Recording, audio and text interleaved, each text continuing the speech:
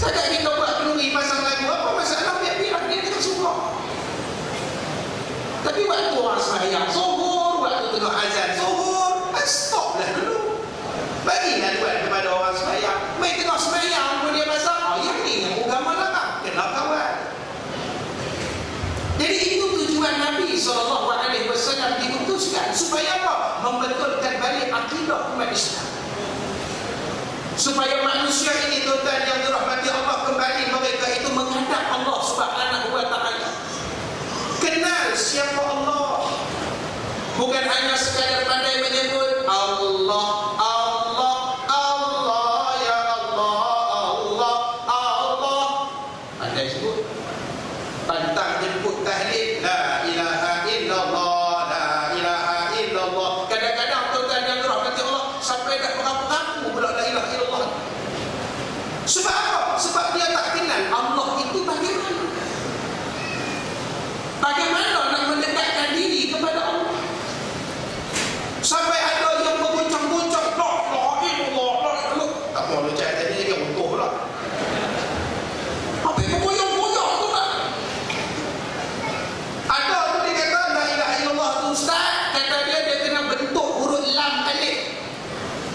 La ilaha illallah, la ilaha. Saya kata bengkok tulang belakang. Saya tanya satu orang, dia kata awak yang teruk sangat sampai dia meloncat la ilaha illallah, la ilaha illallah, sampai cabut-cabut sobat dia. Saya tanya awak yang teruk sangat, dia kata ustaz, dalam hati kita ni penuh dengan kekotoran. Bila kita loncat la ilaha illallah, la ilaha illallah, la ilaha illallah tu, hati kita tu dia gugur habis kekotoran. Saya kata kalau macam tu lah faham kamu, baik minum kloro. Minum peluntur dah tentu luntur, dengan bukan kejahatan dosa yang luntur, dengan hang-hang sekali luntur. Kalau begitu faham kita. Sedangkan Allah Ta'ala kata apa? Ala bizikrillahi tatma'innul qulub. Ketahui olehmu wahai sekalian manusia, dengan mengingati Allah Ta'ala itu mampu memberikan ketenangan. La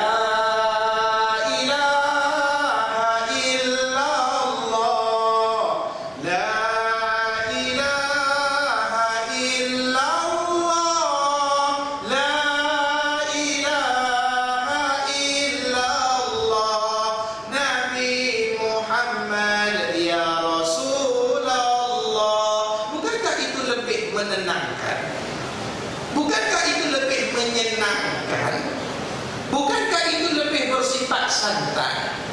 Tetapi kenapa manusia itu nak mendekatkan dirinya serupa orang yang tergopoh gapah?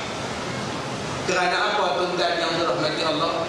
Kerana mereka mengatakan mereka berusaha untuk mengenal Allah, tapi dalam masa yang sama hakikatnya mereka tidak mengenal Allah. Inilah tugas baginda sallallahu alaihi wasallam supaya mengenalkan kita kepada Allah Subhanahu wa taala. Siapa itu Allah? Allah itu Ar-Rahman dan Ar-Rahim. Allah itu Tuhan yang Maha Pengasih dan Maha Penyayang. Allah Taala itu tidak akan membiarkan sekalian makhluknya hidup di dalam keadaan susah. Ujian yang diberikan pasti akan datang bantuan daripada Allah Subhanahu wa taala. Itulah Allah.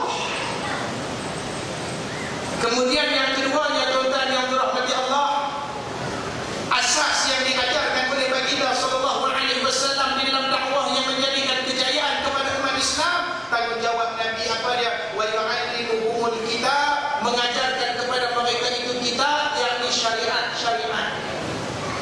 13 tahun tuan-tuan yang dirahmati Allah Nabi berdakwah di Mekah. Nabi berdakwah kepada orang-orang musyrikin Mekah, orang-orang Quraisy selama 13 tahun. Nabi hanya menceritakan tentang akidah sahaja. Ketika Nabi berdakwah di Mekah, perintah sembahyang belum diperintahkan. Ketika Nabi berdakwah di Mekah, perintah puasa belum diperintahkan. Ketika Nabi berdakwah di Mekah, belum lagi turunkan perintah haji. Belum disuruh umat Islam itu melakukan segala macam syariat yang ada pada hari ini, tetapi yang diperintahkan kepada mereka itu hanyalah mengenal Allah, menguatkan keimanannya kepada Allah Subhanahu wa taala. Tetapi Tapi setelah berlakunya peristiwa hijrah Nabi SAW ke Madinah, maka Nabi hanya memerlukan 10 tahun sahaja untuk menyampaikan kepada umat Islam akan beribu-ribu syariat yang berada di dalam Al-Quran. Kuncinya kenapa? Kerana umat Islam di dalam diri mereka telah ada keimanan dan akidah yang sebenar. Suruh berhenti arak, mereka berhenti. Suruh sembahyang, mereka sembahyang. Mari datang Ramadan, suruh puasa, mereka puasa. Nabi ajar suruh bangun qiyamul lail, mereka bangun qiyamul lail. Nabi suruh sedekah, mereka sedekahkan harta mereka, bahkan kadang-kadang jumlah yang sangat banyak.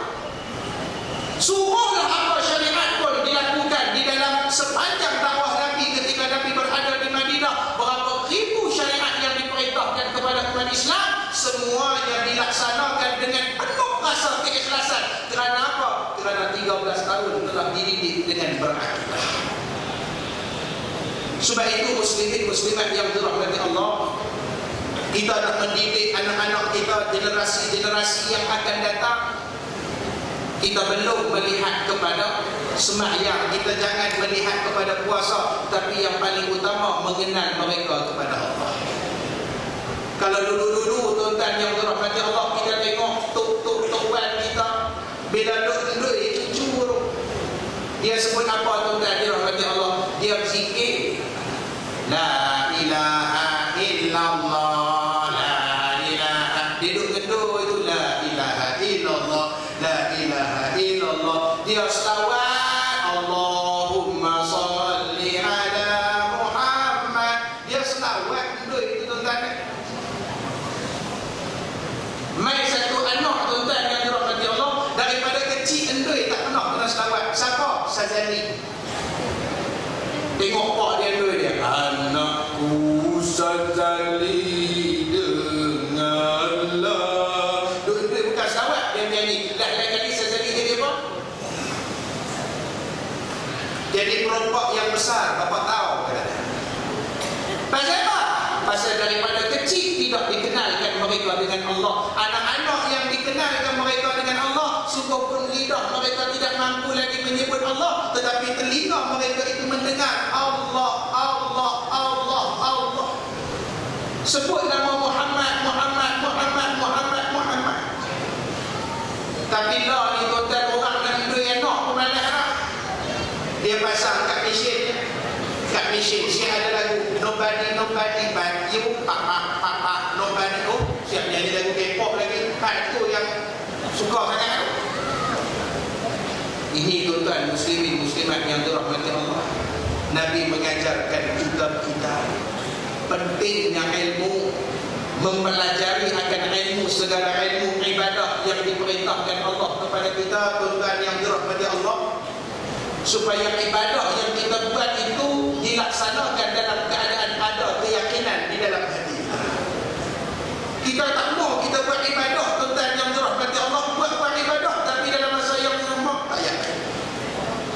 Habis-habis sembahyang bagi salam, assalamualaikum warahmatullahi, assalamualaikum warahmatullahi, tak yakin. Sah ke tidak sembahyang ni? Kita tak yakin. Sebab apa? Ilmu. Kita beri zakat, kadang-kadang kita tak yakin. Sebab apa tak yakin? Ilmu. Kita buatlah apa amal ibadat pun, kerana apa? Tidak yakin, kerana tidak ada ilmu. Itu Nabi dia datang, tuan-tuan yang dirahmati Allah. Bila Nabi kata sembahyang, kamu tengok macam mana aku sembahyang. Kita sembahyang ikut macam mana Nabi SAW sembahyang, bukan ikut macam mana orang sembahyang. Ni elok duduk di sini sembahyang elok, balik daripada Mekah tak ayat jadi goyang pula. Pasal apa goyang? Ada tak keterangan tentang tahiyat goyang? Ada. Tetapi dia bukan ikut pada keterangan, tapi dia ikut orang. Tengok sembahyang di Mekah kadang-kadang Arab dia bukan kira tentang nampak macam alim tapi tak hati. Tengok sembahyang kat Masjidil Haram tu hari Jumaat penuh masjid. Main-main tengok sembahyang, dengar bunyi telefon. Bila dengar bunyi telefon, tengok tu Arab sebelah punya telefon. Tengok sembahyang tu, dia kata dia angkat telefon. Stand up, Dia bagi loh boleh lah kata dia. Dia duk pasal boleh lah pasal apa? Arab buat. Hak tu yang balik batu 3 sembahyang Jumaat tu tuan-tuan, tengah-tengah duk sembahyang telefon elok orang suruh tutup, dia buka bunyi telefon, dia angkat telefon, sembahyang. Tiba-tiba berubah pula. Kerana apa tuan-tuan dan rahmati Allah? Dia buat sebab mengikut, bukan mempelajari apa yang diajarkan oleh Nabi sallallahu alaihi wasallam. Nak makan halal ke haram bukan dilihat daripada sudut kacamata agama apa yang Nabi ajar daripada sudut halal dan haram, tetapi dilihat ramai tak orang masuk. Hampa ni nak melampau keluar negara ni halal ke haram ke, apa dia punya bulan-bulan, jelas ke tidak ke? Yang tu nak cerita tak tahulah pakcik oi, tapi tengok orang kita ramai masuk kata dia. Dia kira orang kita ramai masuk. Halal ke haram dia tak kira. Allah tuan-tuan, kadang-kadang sikap kita terhadap keilmuan. Sebab itu kalau kawasan kita tuan-tuan buat majlis ilmu macam hari ini, atau Masjid Surau buat majlis ilmu, kuliah maghrib, kuliah duha, kuliah asar, segala macam kuliah, kena hadir tuan-tuan dirahmati Allah. Sungguh pula mengaji tak? Kadang-kadang dia tak mau pergi mengaji masjid pasal apa? Dah 5 tahun toharah tak habis-habis kata dia. Sikit-sikit toharah, sikit-sikit toharah. Air lipas. Sampai udah putih air tu mengaji air lagi. Buat apa kata dia? Mengaji aja dah tuan-tuan. Itulah namanya ilmu. Mana nak tahu esok orang tanya kat kita, boleh kita jawab. Yang ni kadang-kadang komplain toharah. Tanya bahagian buat air pun dia tak tahu nak jawab. Kadang-kadang tuan-tuan pergi mengaji tak apa. Walaupun masjid kita tadi saya singgah masjid sekali mengaji tajwid, tak apa tuan-tuan. Cara baca Quran wadduha walail, kuliah maghrib mengaji tajwid tak apa. Wadduha saya reti baca ustaz, reti kan tak reti, duduk dalam majlis ilmu, nescaya Allah Taala beri keberkatan kepada kehidupan kita. Kita yang nak barakah tu. Bukan kerana nak pandai dan sebagainya, kita nakkan keberkatan.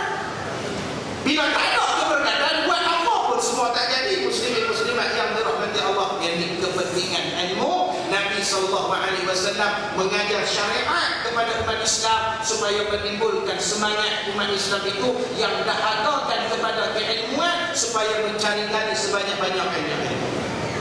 Dan yang ketiganya, muslimin muslimat yang dirahmati Allah, asas di dalam dakwah Nabi mengajar akhlak kepada umat manusia. Nabi SAW sendiri menyebut dalam satu hadis, Nabi kata, innama bu'istu liutammima makarimal akhlak. Tidaklah aku diutuskan melainkan tujuannya untuk memuliakan kemuliaan akhlak, menyempurnakan kemuliaan akhlak. Bermakna tuan-tuan yang dirahmati Allah, kedatangan Nabi SAW tujuannya ialah untuk menyempurnakan kemuliaan akhlak. Sehingga Nabi SAW sendiri mempunyai akhlak yang sangat mulia dan sangat baik, yang patut dicontohi oleh kita sebagai umat Islam. Betapa penyabarnya Nabi SAW yang patut kita contohi. Betapa baik, pemurahnya, rendahnya hati Nabi SAW yang patut kita contohi. Buang segala sifat-sifat mazmumah, khususnya sifat-sifat yang boleh mencetuskan perpecahan. Di antaranya sifat takabur, sombong tuan-tuan yang dirahmati Allah kadang-kadang dalam diri kita ni. Kalau kita tengok dalam Quran tuan-tuan yang dirahmati Allah, punca iblis tak mau sujud kepada Nabi Adam, apa dia? Sombong. Allah Ta'ala tanya, ma mana'aka alla tasjuda iz amartuk, wahai iblis, pasal apa tak mau sujud kepada Nabi Adam, sedangkan yang perintah sujud itu ialah aku, kata Allah. Bukan malaikat yang suruh, bukan Nabi Adam yang suruh, Allah yang suruh sujud kepada Nabi Adam. Pasal apa tak mau sujud? Iblis dia kata tuan-tuan, ana khairun minhu khalaqtani min nar wa khalaqtahu min tin. Apa kelas aku nak sujud kepada dia. Aku ni ciptaan yang terbaik, diciptakan daripada api, dia daripada tanah. Yang mengaku cipta daripada api, iblis. Sebab itu tuan-tuan, jangan kata-kata saya api, kita dah. Hak mengaku api itu iblis, tuan-tuan. Kita semua tak tahu. Mana boleh pilih satu api, ada kata air, pergi jumpa dengan Tok Romo nak tengok menantu. Tok Romo pun tengok gambar tak sesuai, kata dia. Pasal apa Tok Romo? Anak ayah, hak bakal suami pun ayah, ayah dengan ayah banjir, kata dia. Main jumpa orang lain pula bagi tahu kata tak sesuai, ai nak hang api, hak laki pun api, api dengan api terbakar esok, katanya. Ada kalau semuanya tak sesuai, siapa yang sesuai tu bomoh? Saya lah, katanya. Penyudahnya tu kan. Mana boleh pilih? Kita semua daripada tanah. Yang jadi daripada api itu iblis. Sebab itu bila kita duduk dalam rumah tuan-tuan, panas lah. Nabi kata apa? Baca Quran. Maknanya rumah tu kurang baca Quran, iblis dah penuh, dia pergi buat homestay dalam rumah kita. Homestay kalau bayar sewa tak apa, tu free.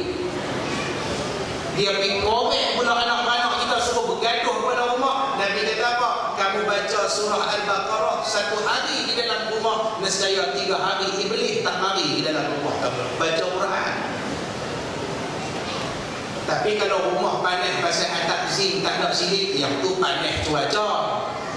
Udah baca Quran ustaz, peluh-peluh katanya, yang tu memanglah panas cuaca. Yang ni kita sebut hak hujan pun panas lagi, hak sejuk pun panas, bergaduh dalam rumah, yang tu namanya panas. Ada satu masjid tuan-tuan yang dirahmati Allah, saya pergi, sejuk. Masjid dia buka tingkap dia tuan-tuan. Kipas tak ada, aircon tak ada, tapi nyaman, sejuk, buka tingkap. Subhanallah. Masjid berincang. Kamera lain. Sejuk sungguh. Ada tak bohong ni, sungguh ni. Tak payah tuan-tuan pergi. Tengok-tengok makan sebelah balai boleh tu. Tapi tengok mana ada kipas tuan-tuan. Tok Imam main, saya pakai baju sejuk, imam yang betul. Allah, sejuk sungguh tuan-tuan. Masjid berincang. Jadi iblis tuan-tuan, dia tak mau sujud pada Nabi Adam. Sebab apa? Sebab dia sifat sombong. Dia kata apa gerak aku nak sujud Adam? Adam tanah, aku api. Seumur hidup iblis tuan-tuan, seumur hidup iblis, sekali itu ya dia ingkar perintah Allah, sekali itu dia ada sifat sombong. Mana ada lepas tu? Sebelum tu dia lah makhluk yang paling taat kepada Allah. Tapi bila kerana diri dia sombong nak kena sujud kepada Nabi Adam, dia pun tak setuju Nabi Adam tu ada. Lah kali dia tak mau sujud tuan-tuan sebab sifat sombong, akhirnya Tuhan kata apa? Tuhan kata fahbit minha.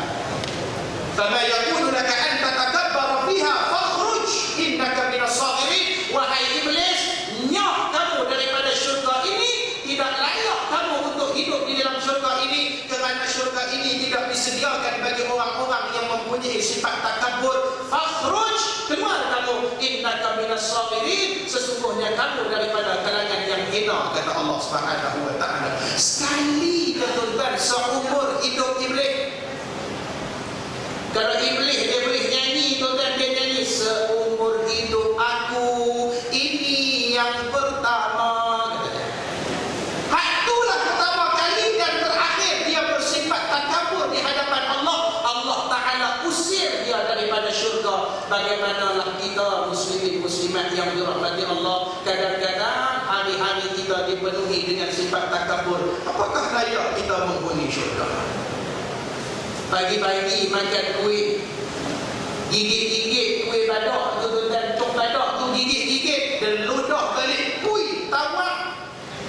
Apa punya cok badak ni kata kelapa dalam, bukan kelapa ni, hampas kelapa. Hampas sungguh, bagi aku masak lagi sedap, bagi aku masak lagi sedap. Itu takabur. Kadang-kadang tengah bawa kereta, main-main kereta tuan-tuan, kadang-kadang Susah nak kata. Saya nak mari sini tuan-tuan sampai sesat jabatan kena. Patah balik cari mana, tanya orang kata tepi jalan. Rupanya kena masuk dalam dulu baru jumpa tepi jalan.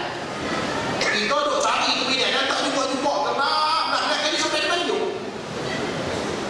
Patah balik cari jumpa nak masuk simpang, mai datang satu kereta kecil tuan-tuan, dia potong kiri, dia celok depan kita. Mojok sempat beri tuan-tuan.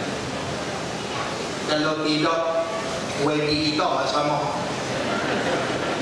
Main Ustaz Kazim tak ada mari, datang tak ganti pun tak ambil mari accident pula. Orang lain sama pun tak ada tuan-tuan. Orang bawa kereta apa ni tak tentu tuan-tuan. Tapi itulah ujian Allah Ta'ala kepada kita, nak tengok kita kata. Main-main kita kata bodoh punya orang, itu tak kabur. Kita tak tahu tuan-tuan, tak tahu dia sakit perut nak terberok sangat ke, baik kita seluruh tu, hari potong juga, kita tak tahu. Kadang-kadang tuan-tuan, manusia dia sombong atas dia namanya. Manusia dia sombong bila duduk kedai kopi, tengok bola sepak. Tunggu dah kali kalah tuan-tuan, yang kata dah kawan tu, siapa dia tu bekas pemain bola dunia. Itu sombong. Tiba-tiba lah kali dia kata mudah-mudahan aku masuk syurga. Yang tu namanya akan majnin. Sebab itu Nabi dia mengajar akhlak yang mulia. Yang pertamanya buang sifat sombong. Yang keduanya tuan-tuan muslimin muslimat yang dirahmati Allah, buang segala sifat yang boleh mencetuskan perpecahan daripada kalangan umat Islam itu. Di antaranya sifat bakhil, kedekut. Jangan kedekut. Kita ni tuan-tuan ada duit Allah Ta'ala beri, jangan kedekut. Nabi sebut dalam satu hadis, wa at'imut ta'am, antara cara bagaimana nak memupuk perasaan kasih sayang antara kita apa dia? Beri makan. Ajak kawan-kawan bila makan tuan-tuan, belanja dia makan. Supaya apa? Supaya dia rasa sepenuh. Jangan orang yang suruh orang belanja dia saja. Pantang ajak mana? Jom kedai mamah katanya, hey jom belanja lah. Belanja lah kata dia. Sampai 10 kali ajak, kita ajak belanja dengan dia. Orang yang macam ni orang tak mau kawan. Sekali-sekala belanja lah tuan-tuan. InsyaAllah. Mai datang masjid tuan-tuan, pergi dah beli roti canai 5-6 keping bawa masjid, makan sama-sama, seorang stupid, jadilah seronok. Seronok tuan-tuan dirahmati Allah. Tak dapat nak bagi semua satu masjid, bagi dapat 3-4 orang, jadilah. Wa at'imut ta'am, kata Nabi, jangan bakhil, jangan kedekut. Kadang-kadang kita ni bakhil, kadang-kadang kita ni kedekut. Sedangkan keistimewaan harta Allah Ta'ala beri kepada kita berlimpah ruah. Tapi sifat kedekut kita menjadikan kita tuan-tuan yang dirahmati Allah, hilang sifat kemanusiaan, hilang sifat keibu bapa. Mai datang satu anak kecil tuan-tuan, Assalamualaikum pakcik, saya daripada Mahat Tapiz ni nak jual kalender sempena tahun baru ni, dapat bantu sekolah Tapiz. Asal aku isi minyak kalender, asal kalender isi minyak. Dia pandang pun tidak tuan-tuan. Kurang-kurangnya tuan-tuan, belailah kepada dia. Sekurang-kurangnya beri nasihat, anak daripada hanjuai kalender, pergi duduk sekolah mengaji Quran. Yang tu lebih penting, berilah nasihat. Sungguh pun dia, kita tak setuju keadaan demikian. Sungguh kita tak setuju, tapi jangan bersikap keras.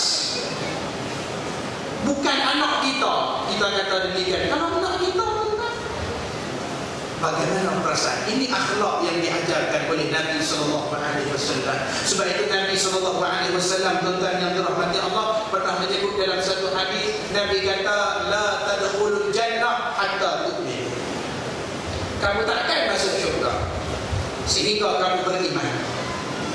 Wa la tu'minu hatta tahabbu, kata Nabi.